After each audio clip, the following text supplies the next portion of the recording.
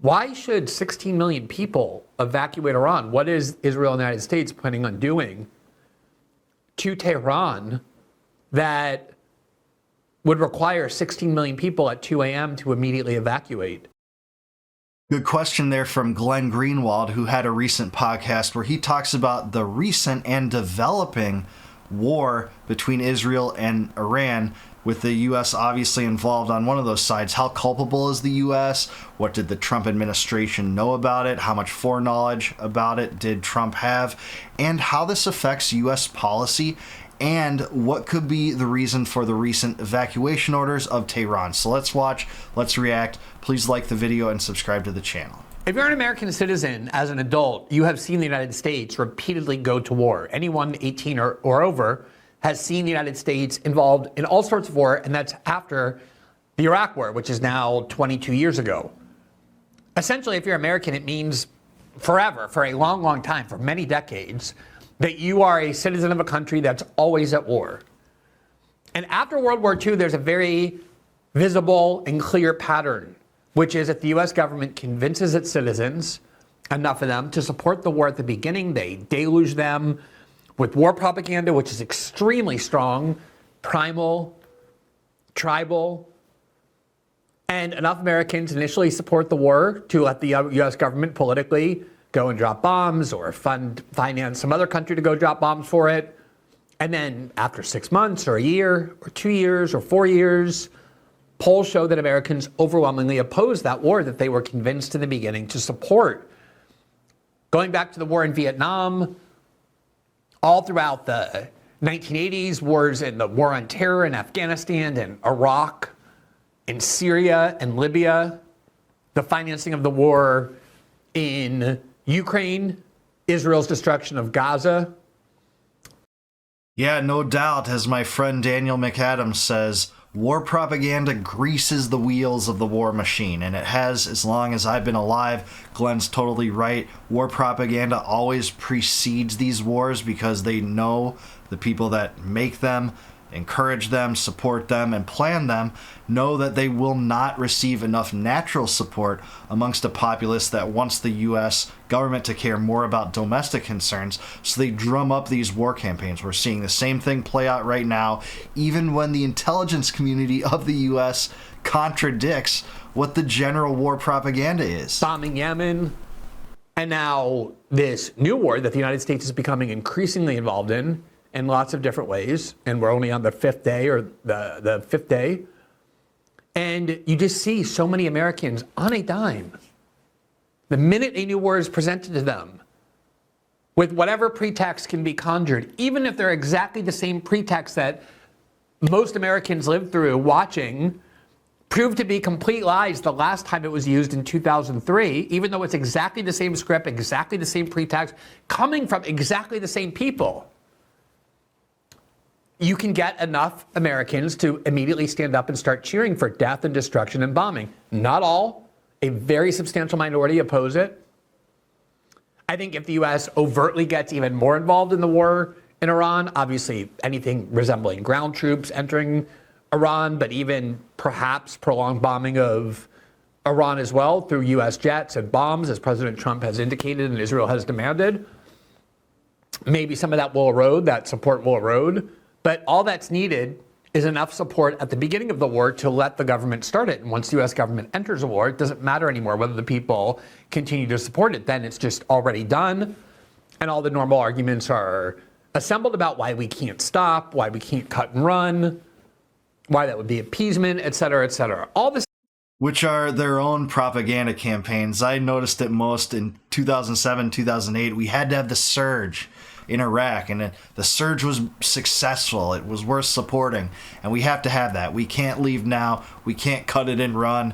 We'd be giving up all the gains, the substantial gains we had in Iraq. All this crazy talk that never proved to be true, especially in hindsight. It really looks moronic, but that is what the regime drums up. That is their propaganda. Same scripts all the time, used over and over, and even though they get proven to be discredited or unpersuasive or full of lies, you just use the same ones each time, and that's how the United States stays as a country at war. They do that. Now, we've been hearing a lot of people saying, look, I'm happy that Israel is bombing Iran as long as the U.S. has no involvement in the war. It's not our war. We don't enter it. We don't have to pay for it. As long as it's not our war, I'm fine with it. But of course, the entire U.S. military, Israeli military rather, is funded by American taxpayers. Every time Israel has a new war, the arms that it uses, the weapons that it uses, comes from the United States, transferred to Israel. Yeah, it's true. And Israel is the biggest foreign policy recipient of the U.S. in the last century. And I think Ukraine's actually cutting it closer now. They've gotten about $200 billion at this point. But Israel used to get $4 billion per year. And then since October 7th, I believe they got $20 billion last year. And they're on pace to get a lot here too. But Glenn's right. The U.S. bankrolls this. And if they're going to sit back and say, hey, you know, Iran was involved in a war in Israel before Israel struck Iran because, hey, they're funding Hezbollah. Well, there's a cleaner case and a more accurate and logical case that the U.S. funded Israel first before Iran funded Hezbollah. So, you know, this whole proxy thing that, you know, you're not actually at war with an enemy power, even though your finances, your taxpayers are paying for it, and you're paying the price in the diplomatic realm and in terms of debt. You know, it's just crazy talk.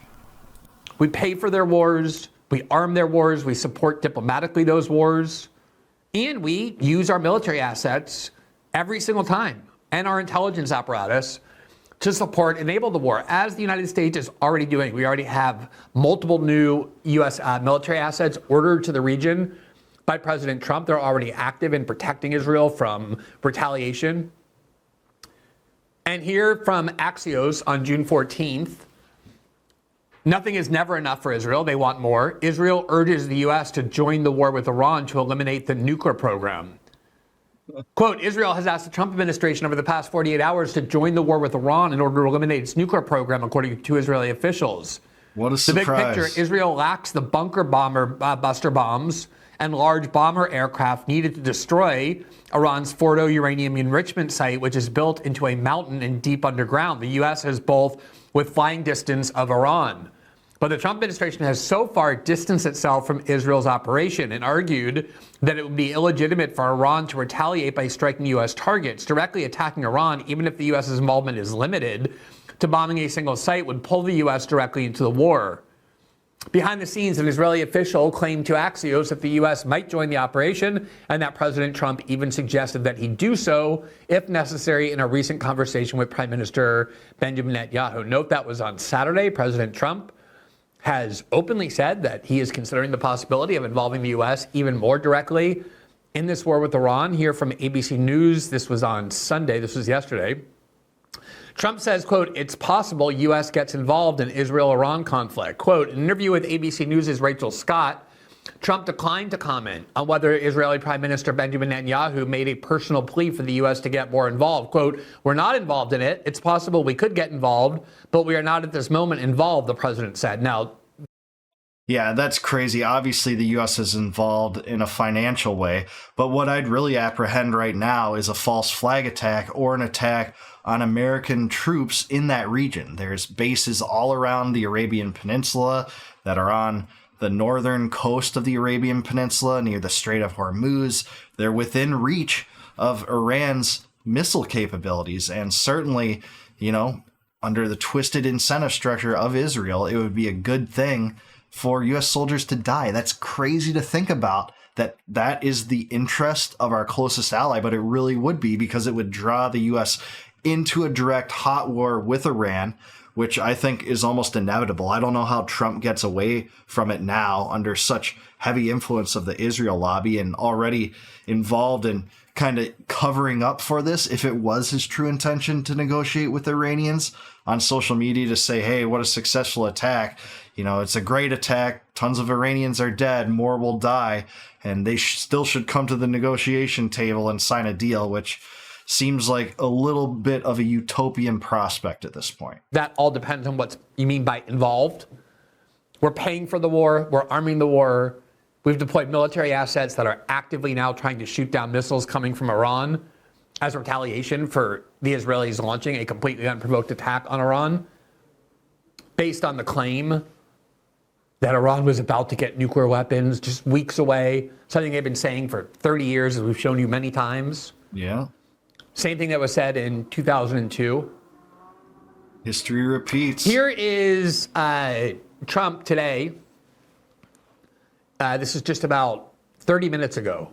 He issued this decree on True Social. Quote, Iran should have signed the deal I told them to sign.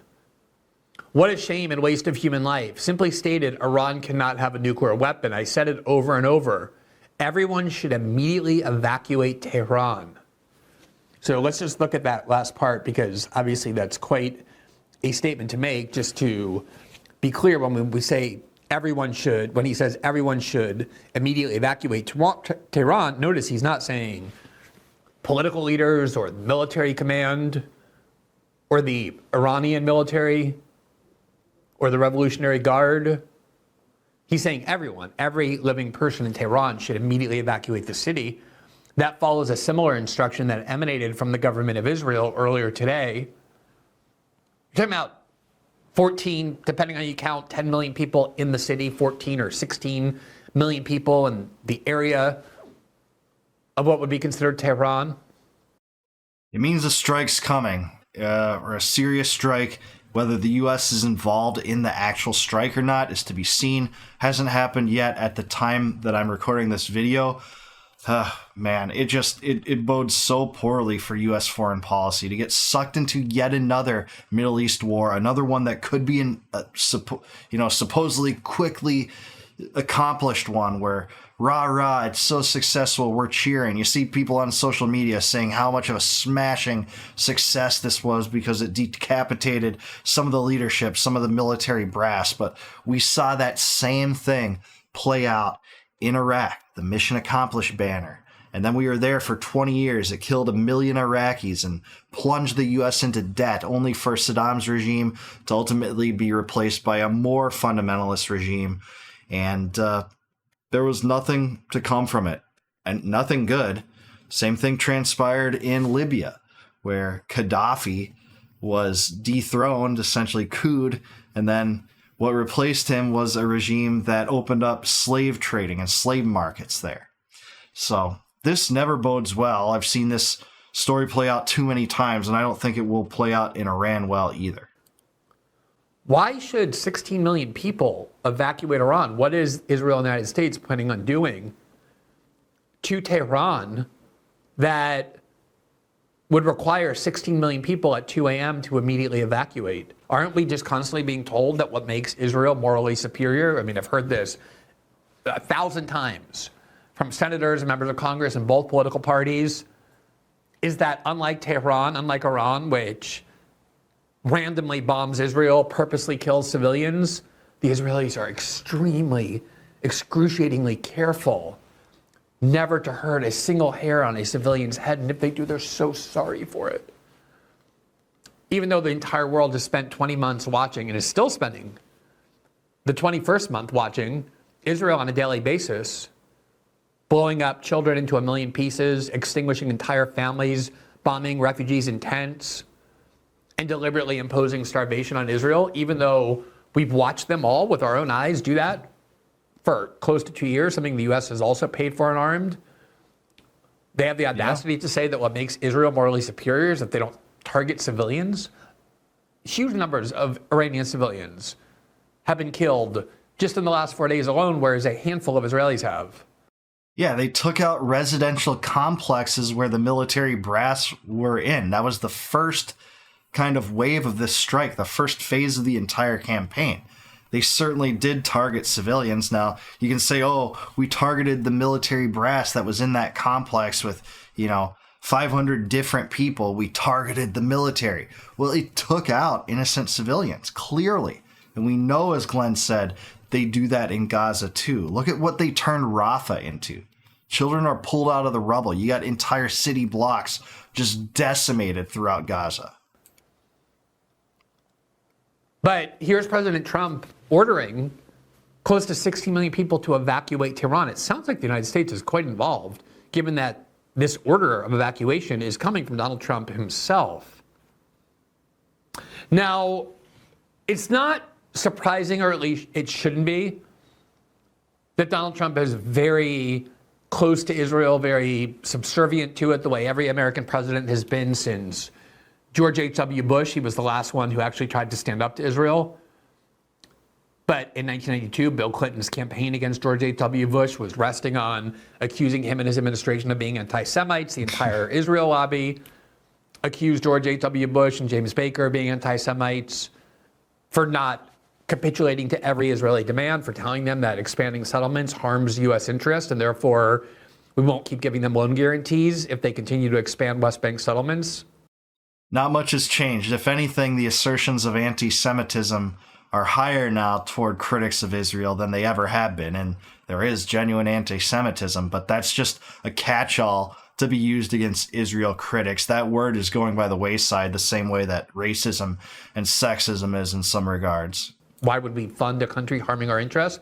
And for that, the Bush administration, led by Bill Clinton, was branded anti-Semitic. And ever since then, no president has really stood up to Iran. President Obama did enter the Iran deal with Iran over the objections of Israel and deserves credit for having done that. But other than that, I mean, President Obama also on his way out signed a deal with Netanyahu to give Israel $4 billion minimum every year, much of which is required to be spent on weapons from U.S. arms dealers like Raytheon and General Electric. So it's just a taxpayer transfer. They're like gift certificates we were giving to Israel, to Raytheon and General Dynamics. Like, buy bombs, buy missiles, buy aircraft. Here's your gift certificate, courtesy of the American public. But not all of it is. Israel just uses it for whatever they want as well. Trump campaign throughout 2024, even explicitly saying on a couple of occasions, we want to make Israel great again. He talked about, quite proudly, how Sheldon Adelson and Miriam Adelson, who be one of his biggest funders, would come into the White House in the first term more than anybody else and constantly ask for things for Israel, and he would give them everything, he said, including stuff they didn't even ask for. And he specifically, the first time that Israel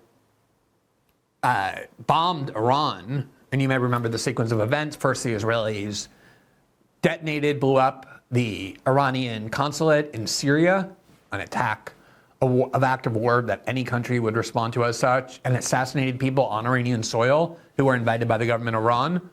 Same thing.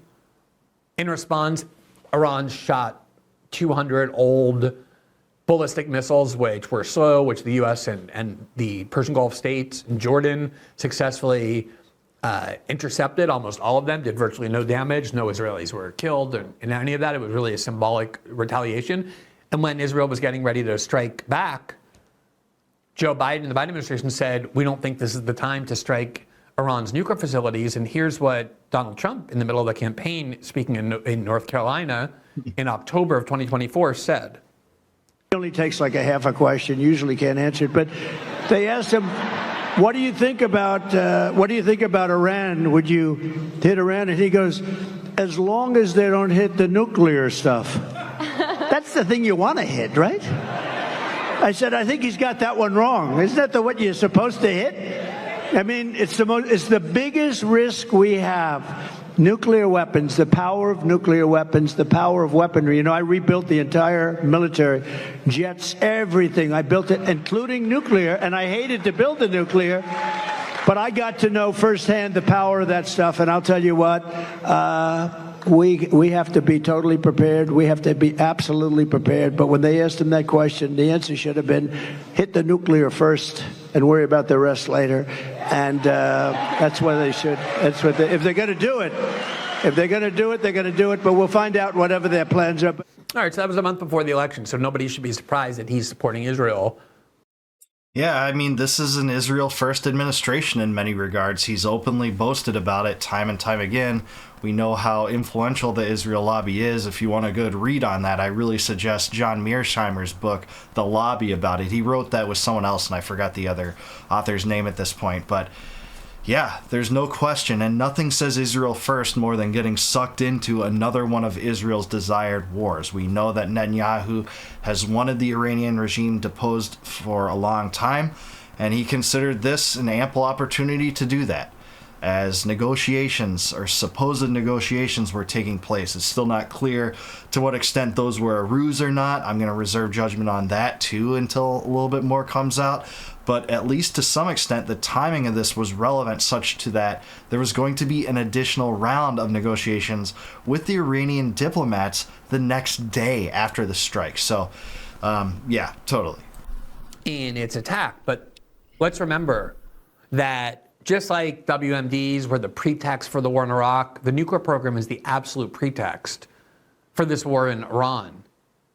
There are no nuclear facilities in Tehran. So if the idea here, the goal here supposedly is to destroy Iran's nuclear program, why do 16 million civilians have to evacuate Tehran, where none of these facilities are located? Yeah, exactly right. And like most major world powers, they do enrich uranium. They do have nuclear power, which is a really good source of power, especially if you're an environmentalist that doesn't want CO2 emissions. But then that's controversial too, because the lobbies are in bed, the energy companies are in bed with the government, and thus there's so many regulations around nuclear power. I don't know that a nuclear power plant, maybe a few of them, a handful of them, have even been built in the US in decades. But yeah, this is the pretext. This is the pretext that Benjamin Netanyahu could not take being eliminated, being taken off the table, because that's what a new JCPOA with Iran would have done. It would have had a inspection process. It would have had some sort of deal where they were going to prove and show it and optically, be open to eliminating their nuclear weapons program. But again, Netanyahu could not accept that, because if you don't have that, it takes away the justification he needed. And that's why I think he decided to do this gambit at the time, hoping that Trump would get drawn into it, either siding with him or, having to cover for him. And that's ultimately what seems to have happened. But I do want to hear from you guys in the comments below. How culpable do you think the Trump administration is on this strike? And do you foresee a wave of violence coming, a successful regime change, a not successful regime change? I want to know in the comments below. Please like the video, subscribe to the channel, and please consider becoming a YouTube member or a Patreon patron to support the channel if you like the videos. I'd really appreciate it if you do that. And until I see you guys next time, no more war, no more debt, no more inflation, and no more empire. Peace out, guys. I'll catch you in the next one.